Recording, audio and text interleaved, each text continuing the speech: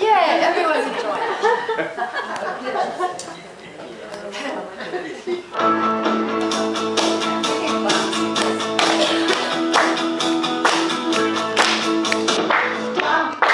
And let me tell you what the Lord has done for me. Stop and let me tell you what the Lord has done for me. He forgave my sin and He saved my soul. He cleansed my heart and He made me whole. Stop and let me tell you what the Lord has done for me. All right. And now we're going to have some testimony. Okay, good And we'll do morning. some more. So for you who don't know, my brother and I went on a missions trip to Nicaragua last summer, and it was our second year going. And for me, this year was a little different than last year. Last year I got like a calling. I don't know if you guys can hear me, but last year I got a calling to go. Like God was really pushing me to go. And this year it wasn't like the same. Like I still wanted to go, but He wasn't like telling me. He wasn't like go, go, go. But I decided to go anyway. And so a little background on the mission we go to. There's a guy that used to live here, and he's been in Nicaragua for 11 years.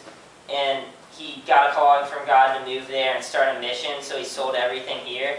And so he's been there since. And so this is our second year of visiting him. We just help out the mission, just try to make it a little easier for him. And he has a couple helpers there. And so we went there, and we stayed there for a week. But what I wanted to share about was we go to a bluebird farm, which is about 30 disabled men that run this farm, and they live off of like the crops that they sell there. And so they only have like one lady that helps them out and just keeps them, everything in line. But this year they take us on a tour every year. And this year when we were walking around, we're like, wow, it's really dry. And then at the end they were telling us like they didn't get much rain at all. And like it was just, their crops just weren't the same. They didn't have very many sales this year. Nothing was growing. And so at the end of like our tour through like their whole like farm, we like prayed for them. 25 of us went on like the mission. And so we were all like gathered around, and we said a big prayer for them.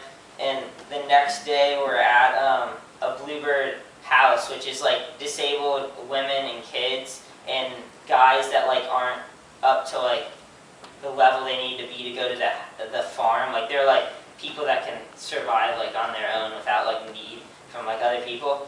And so we're sitting inside worshiping, and I look outside, and it's pouring. And I look to my left, and a kid named Christian, and I was like, hey Christian, look outside. And he's like, what do you mean? And I'm like, it's pouring, our prayers were answered. And so that was kind of a cool moment for me and like the rest of the mission team. And so, yeah, I just could tell I definitely like, God put me in a place like where I wanted to go. And even though He didn't like tell me, like after the mission trip, it really like showed to me. And so like God told Peter in John 21, if you love me, go feed my sheep. And He said it 3 times, so I feel like that's what I went there to do.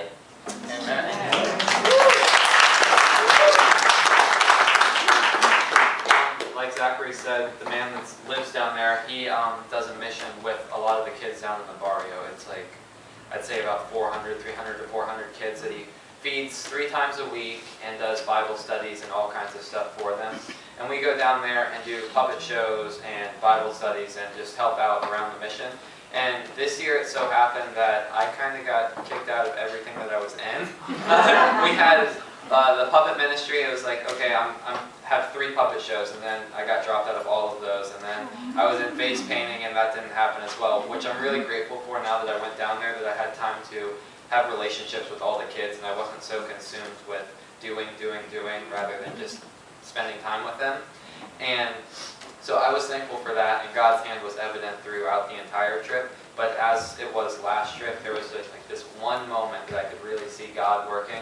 And like Zachary said, at the Bluebird House, there's this one room with severely severely disabled children and older people actually that look very, very young. And there was this one little girl that I sat with for, it ended up being 4 hours, and I didn't even realize it. She has Down syndrome. Her name's Genesis, and she's 5 years old. And when I first went up to her, her eyes were kind of focused on the wall behind her. But as I was holding her hand, she like focused in on me with her, and her eyes would kind of twitch from side to side, but it always came back to me. And it was just really cool to see how precious she was and how God views her as perfect, even though us as people may not. So I thought that was my one God moment for the church. Thank you.